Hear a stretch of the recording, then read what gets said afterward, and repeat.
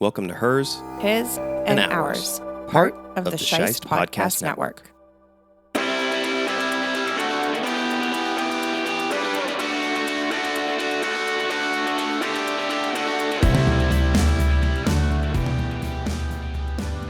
Season 1, Episode 3, Affairs of State. Kitty and Warren continue to argue but end up in bed. Tommy and Sarah are at odds at Ojai Fruit Company as Jonathan surprises Kitty in LA. At a Walker pool party, Nora stuns the family and a shocked Holly that she knew about William's affair.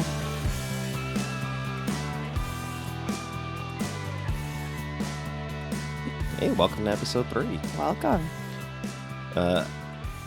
It is a little bit messy still, so bear with us. We are figuring things out. This is the first time we've done anything that's like sort of long-term focused project like this. So some of the details of episodes 1 and 2 bled together, and I think a little bit into episode 3 as well, because now that I'm thinking back on episode 2, I think the thing that sends Justin off the deep end is the discovery of his dad's infidelity. He did discover it before the rest of the family discovers it. Because we see a flashback, I'm pretty sure, where he sees Holly in the office with William. Yes, correct. That's right. And then he goes to the house, I think, and confronts her, and he sort of finds out, or he gets her to admit that that is actually the truth of the situation. I think he confides in one of the siblings, but I think all this is going on in episode 2, which leads to him sort of crashing out and relapsing. Well, maybe not relapsing. He's high like in the first episode. So just continuing that spiral. Well, that's why he disappeared, which is why the mom and sister are looking for him in episode 2. So with that in mind, they find him. We had the sort of explosive lecture from mom at the end of the first one, and I think rightfully so. But we hop into episode 3, and at least from what I remember, the beginning of the episode is Nora celebrating her daughter getting embarrassed on national television for being wrong, or at least having the wrong kind of structural argument to bring to the table. And I said, well, it's interesting that the writing in this show is taking a moment to portray a conservative talking head being very confidently incorrect on the air and getting called out for it. And when fact checking was still allowed. Well, the mom is like celebrating that her daughter is getting her ass handed to her on TV. And then once they go off the air, you know, it forces Kitty to sort of reflect on like, wow, like I can't believe I sort of did that and embarrassed myself in that way. But the sexual tension between her and what the hell is the dude's name? Is it Jonathan? No, Warren. Warren is the co-host. So the sexual tension between them, because they are coming from opposite sides of the political spectrum, it's like they're gonna hate fuck each other at some point. Yeah. I mean, it's interesting too, because their chemistry from the first time we see them both on screen is way more powerful than her and her actual boyfriend's chemistry on screen at the time. I don't know if that was just like a casting thing or if that was intentional because of where the storyline goes, but I mean, Josh Hopkins is great in almost everything he does in general, so, you know. Yeah, we saw him pop up in Shrinking, right? Yeah. Like, he's very charismatic. He's very easy to connect with his co-stars, regardless if it's like a sexual tension thing or not. He's just that very likable actor, I think, and he doesn't always play a prick. So I think the chemistry component is just very natural for him. But I don't know. Yeah, I don't know if that was intentional, to be perfectly honest, but it makes you actually root for Kitty and Warren way more and a lot faster than her and her actual partner at the time. That's fair. And I did get ahead of myself a little bit, but not by that much. It's the end of this episode where they sleep together. So if you've already watched the episode, I'm not really ruining anything. We're just sort of going a little bit out of order there. But We also sort of see the cracks in the foundation of not necessarily the lie, but the maybe like the fantasy of the perfect family, in that as stuff is beginning to get uncovered about what's going on with dad, it's like you realize the business is in some really leaky financial trouble. Um, they find out through the process of the will, I think, that there is a house that is part of the estate In Silver Lake, I think. somewhere, yeah. But they didn't know about it, or supposedly didn't know about it, and Nora says, "Hey, maybe I don't want to sell the house. Maybe we keep it." And she sort of inserts herself into the process to go and investigate where this house is. And she meets the tenant, and her brother Saul is there. Trying to squash this and also make her not want to go see the house, which is even slimier of him to do.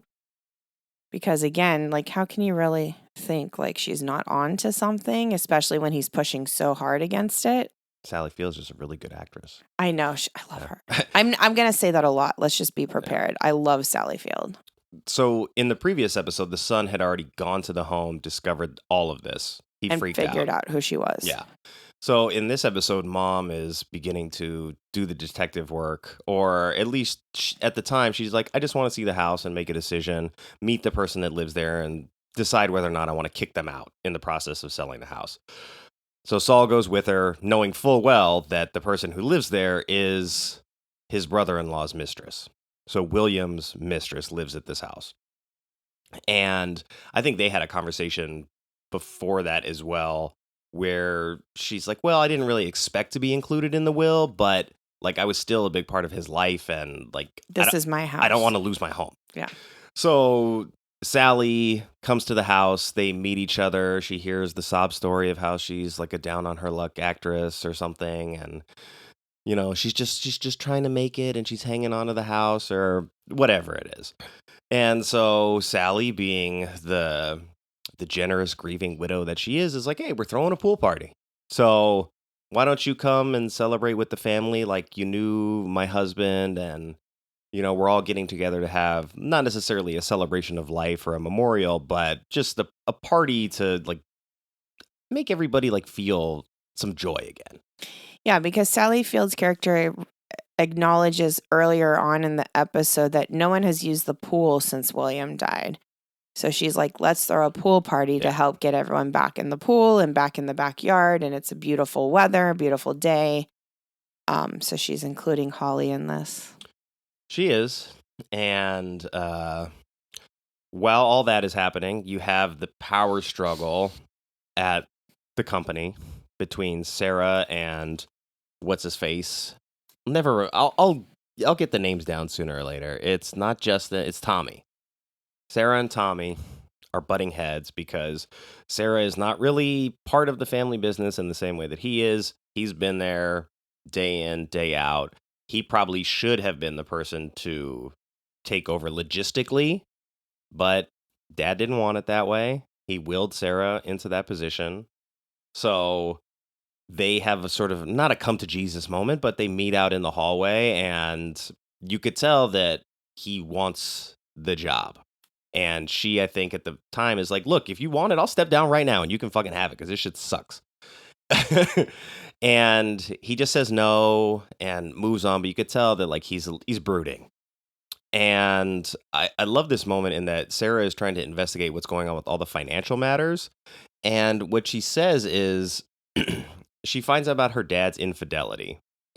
And she I wish he was alive so that I could kill him, rather than I wish he was alive so I could ask him why he did this. So like her first thought was like, I'm just so rageful right now that I wish he was still alive so I could murder him. And I'm like, okay, that's an interesting first thought to have in this process. I get it's a drama and you want to like punch it up, and she's probably being at least a little bit cheeky, but she's coming from a very emotional place at that moment, and she's pushing Saul a lot on what the hell is going on with the finances here, because you're giving me reasons not to trust you. You're not being transparent. you are being very secretive. There's locked files. There's all this stuff that shouldn't be happening, and I need to know why. Yeah, and I think especially because she was brought in last minute as part of the will, like the will's orders, she's like probably questioning why a lot more now, finding out about that too. Like what other, secrets are being hidden under all of this. And I don't know if I know we've mentioned the company's name, but it is a produce company. It's like Ojai Food or Ojai Fruits. Ojai Fruit, I think. So it's like, what else is this covering up? Or is there a cover for something else when we're talking about a produce company? Definitely seems like a front. Yeah, and why is Saul being so shady and dodgy about questions? And again, like I still question, what was the point of bringing her in now with him passing versus having her part of the family business before he passed? It's just very shady and suspicious. So I don't blame her for having those questions. And the fact that they're not being direct with her and Tommy's, being emotional and taking things personally, you can't help but question what else could be hidden under all of these layers. Yeah, and I think, we're starting to get the understanding at this point that there was some kind of embezzlement going on, or maybe like a restructuring of shares or reallocation of wealth that was being used in a maybe nefarious manner. I don't know how nefarious at this point, but it seemed like they were in deep financial shit and just hiding it for as long as they could. And of course, they didn't want anybody to know, but the stress is probably what killed Dad and why he had a heart attack. Yep. Yeah. Guess what, guys? Stress is a silent and very loud killer. Yeah. Hypertension is one of the leading killers in the United States. So just make sure you check your stress levels. If you're feeling burnt out, pay attention to it. PSA. I know. My sinus infection is back, so I probably should listen to my own stupid advice. Exactly. It's not stupid advice. It's good advice. Exactly what I've been saying. I'm going to take some antibiotics. I'm going to knock these boogers to the fucking dirt. Okay. Kick this infection in the dick. But we digress. We digress, and we're at the pool party. And my first thought is, it must be nice to be so rich that you can throw a wedding-level party just for the sake of embarrassing your husband's mistress. And I was like, this is petty supreme. And that's like serious fuck you money. To be like, we're going to have this entire party just as a setup for me to surprise my entire family by letting them know that I knew that my husband was having an affair and this was not a secret. And then in the process of not just letting them know, I'm going to embarrass the woman that he was having an affair with in front of everybody in the family and everybody that's keeping the secrets, including her fucking shitty brother who was acting on behalf of protecting the secret. He has to take it on the chin too. All of the kids that weren't quite aware yet are beginning to get aware. There's a little scene like when Holly first shows up and not Tommy, who's the other brother? Matthew Reese. Damn it. I'll get better at this. I promise. Kevin. He's got like a margarita in his hand and they see Holly walk by and Justin takes the margarita from him and takes a drink. And he's just like, it's going to be a rough day. I love them. I mean, I love all of them because of this show, especially, but their chemistry together gets so powerful. And just like the little mannerisms of like that kind of a scene, it's just like gut-wrenching in so many different ways. But also, I agree. I love Sally Field for doing this, but we also have the other side story around the pool party where Paige, who is Sarah's daughter, is fearful of going back in the water, and everyone's kind of oblivious as to why she doesn't want to swim and not paying attention to it because of all their other distractions, when really it was Paige that was sitting by the pool with William, her grandfather, when he had his heart attack and fell in the pool. And they just kind of gloss over that at first. Well, and it's weird because, like, say all that had happened, and then the little girl goes into the house, and there's something wrong with Grandpa, and then we see him floating in the pool, and the episode ends. Right? It's not quite like that.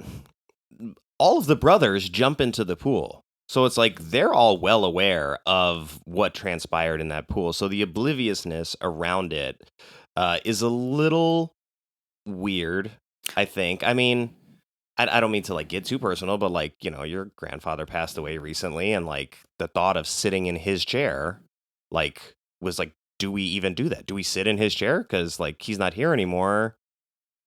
That's a real thing, and so I feel like the brothers should be aware, but then again, Sarah's husband being Joe and being a schmuck may not be aware enough of that situation. I don't think he was one of the guys in the water. He wasn't one that was in the water, but he's the one that points out to Sarah, like, hey, she was the one out here with him when your dad died, All right, know? little bonus points for Little Joe, bonus. then. But Little I think what we see is because they're all so wrapped up in themselves and all the chaos and turmoil that's come with dad's passing for them, that it was, and we see it in Sarah too, like, oh my God, I didn't even like connect the dots at first because everything else was moving so quickly and there was so much going on around them, and their own just like personal lack of awareness or really just self-involvement is very overpowering and overshadowing of all of that, which unfortunately is not any different than a lot of people deal with today, too.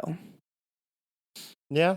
It's like, I think one of the easiest things to do in the wake of tragedy is to sort of like you throw yourself back into work, because work is there.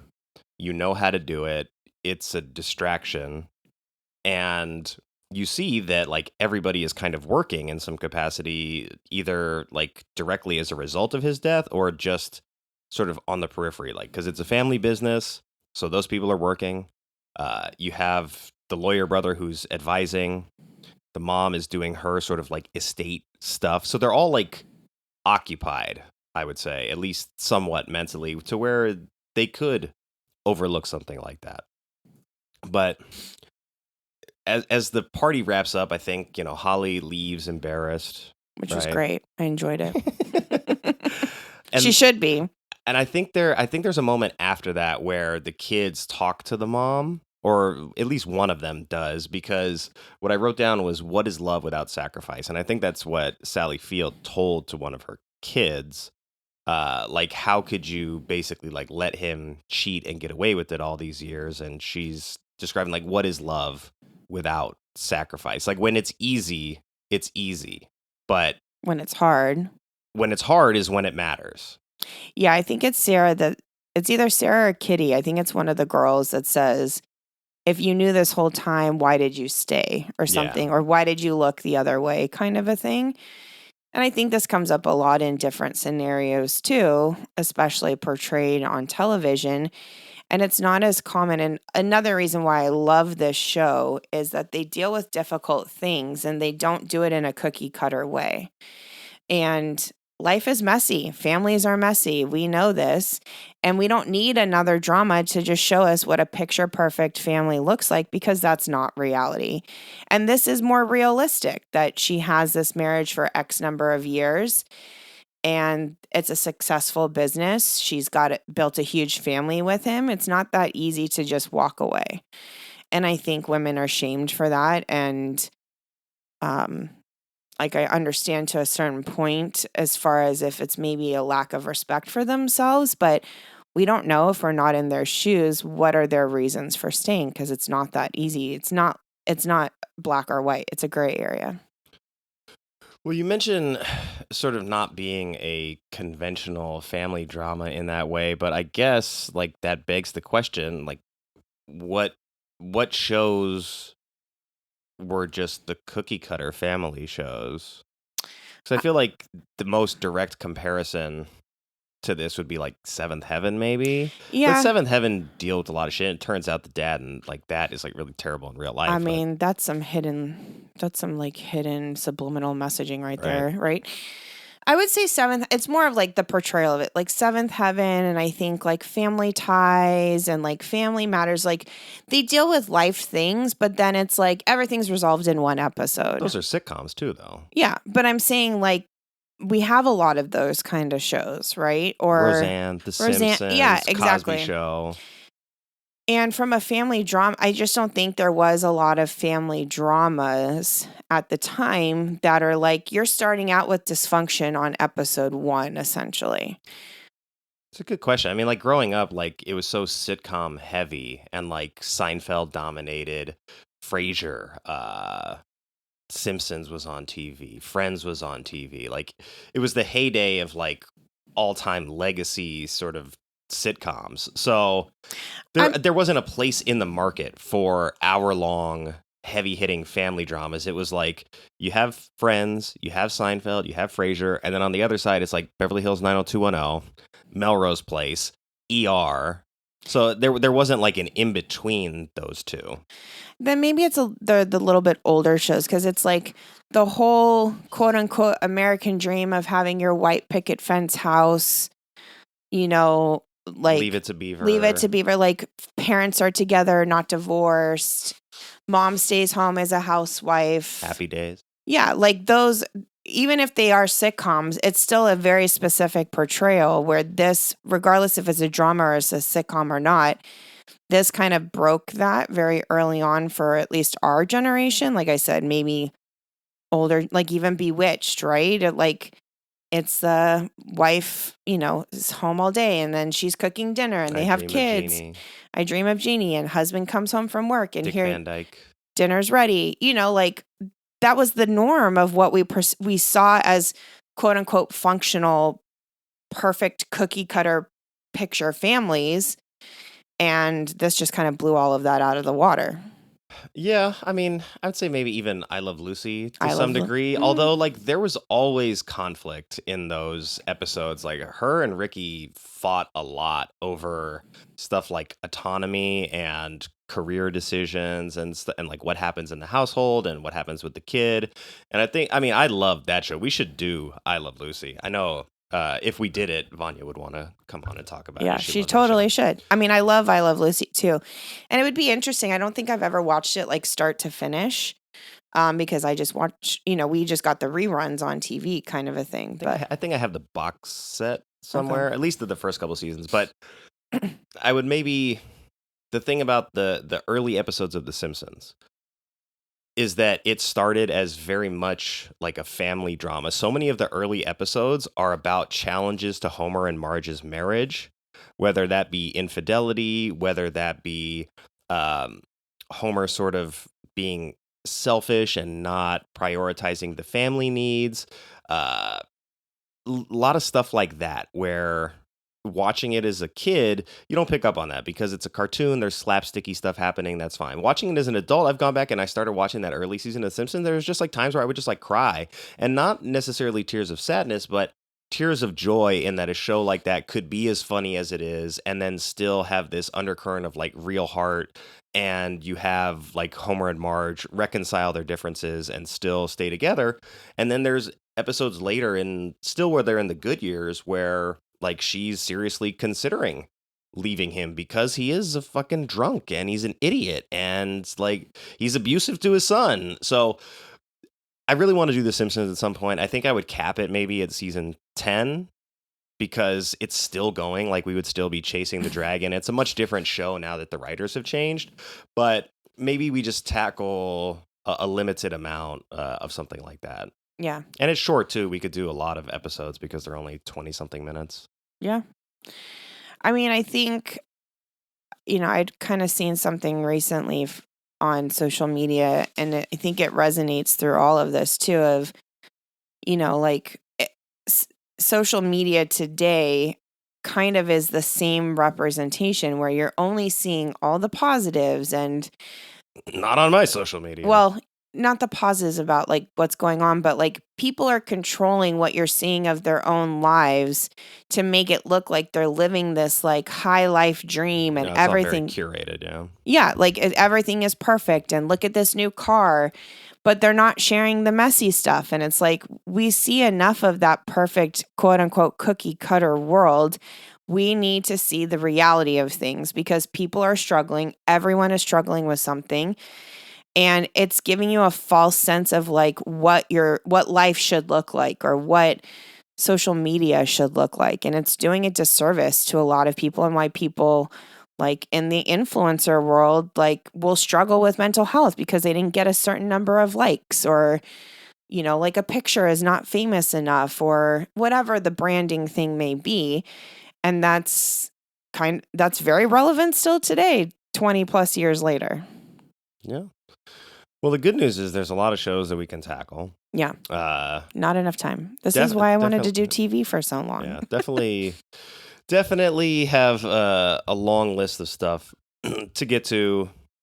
We'll see what we take on next, but I think we'll probably, because I was thinking of some the other day too, and I was like, ooh, I could add this one to the list. So we'll see definitely some blend. But when we do the hours, we'll have sort of something that we come to terms on. Because I think I definitely want to talk about Trying. I think is, oh my is a gosh, great show. Love that show. I'm so glad you gave that a chance, because that being the first Apple TV show, and I binged it so hard so fast when I first saw it. I was like, where did this come from? And it's so raw. It's definitely, trigger warning for a lot of people who have struggled with fertility. But the rawness around it, and again, not like, oh, they tried and now they're pregnant. Now we just get to see this storyline. It's more realistic. And I think we need more of that portrayed on film and in television, because that's really reality. So it kind of takes the quote unquote reality TV to a different level. Yeah. I mean, a lot of people use television as escapism. Same thing with movies. So you don't want to go to see real life portrayed. But, there's people out there that get a lot out of that. And I think, it's a balance. I don't think either is right or wrong, but yeah, I'm not saying everything needs to be the same like that, but there should be more of it. All right. Well, speaking of more, I think that'll put a pin in our episode 3 discussion, All and right. We'll be back for episode 4, a little bit more refreshed and plugged into the thing that actually happened. I'll take better notes in terms of what's happening sequentially. So that way my notes are not just in a vacuum of hey, yeah, tell that bitch to fuck off kind of thing. And being like, woo! But I don't know who's the bitch and who's telling who to fuck off in that situation. So use names now that you probably have a better idea. I will get better at the are. names. I promise. Look, the last note that I have, there are too many characters, maybe. Only 3 seem to be really fully formed at this point. So there's a lot of characters to keep track of. Here's 10 main characters. Good luck. It's episode 3. I'll get better. It's Sarah, Kitty, Tommy, Kevin, Justin, William's the husband, Saul's the uncle, Holly is the mistress, Jonathan's the boyfriend, and Sam? Warren? Fuck, almost. Look, 9 out of 10. Warren is the hate fuck buddy. Guess what? There's going to be more coming. Well, they better slow down. Everybody, I'm going to have a little vision board here that looks like, when someone's investigating a crime and they got pins in it and names and suspects and stuff. It'd be cool. We'd get rid of this metal thing on the wall, put a bulletin board here with our little cheat sheet. Yeah, that's true. Like a, not a murder board, but what do they call it? Murder board. No, for crime dramas. Yeah. When they're trying to solve the crime. The murder board. Is it a murder board? I think so. All right. Or if we replace this with a TV and just use it as a monitor, and then I can sort of link up. Yeah. Do a dual screen. Digital version kind. Hey, fun fact. I just found out. James Roday. Rodriguez? Huh? James Roday Rodriguez? Is it Rodriguez now? That's his real last name, but he changed it so he wasn't discriminated against. I mean, that makes sense. During hiring. But he's since gone back to it, yeah. That makes sense because when I was trying to act, I dropped Ortiz and just used Christen Danielle. So that makes sense. Yeah. Because I was getting sent to only Spanish-speaking commercials. Anyway, we Anyways, love James here. We love James Roday. He is directing High Potential. All of it? Or just the upcoming episode?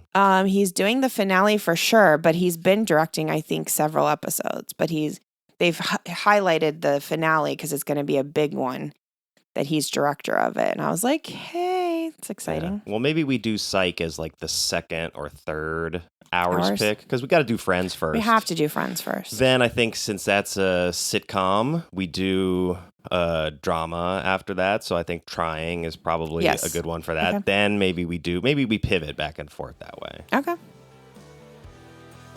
All right. Cool beans. All right. Take care. We'll see you on the next one.